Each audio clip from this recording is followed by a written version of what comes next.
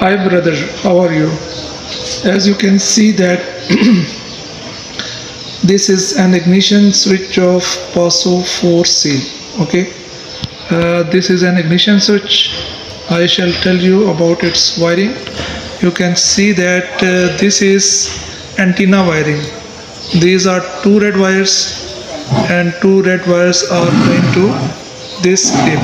Okay, and these are going to this grip. These are two wires here. These are antenna wires, and then you can see that there is a motor over there.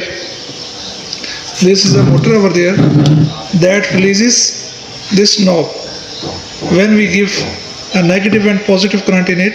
Okay, in these two blue wires, these are two blue wires, we can give negative and positive current in these two wires. This is activated and it's release the knob and it's turned on and off. Okay, then we can see that there are two buzzers over there, two black wires with buzzers. Okay, and there are two yellow wires with buzzers. Two black wires activated, there will be continuity in these two black wires when we press this knob like this. Okay, there will be a continuity in these two black wires, and when we shall insert a key in this knob, okay, these two wires will be activated and there will be continuity in these two wires. Okay, and there is a mechanical device over there. This is a mechanical device. Okay, when we shall turn it, then it will be activated.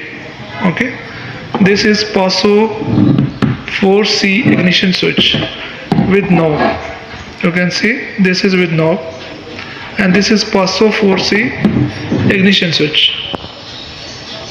Now I shall practically tell you about it.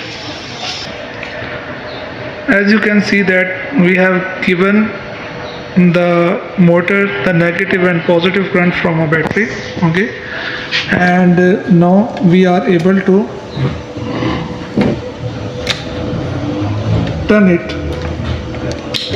this knob. Now we are able to turn this knob. Okay, and with this knob there is a mechanical switch. You can see this. You can see this wire. This is activated when we press this.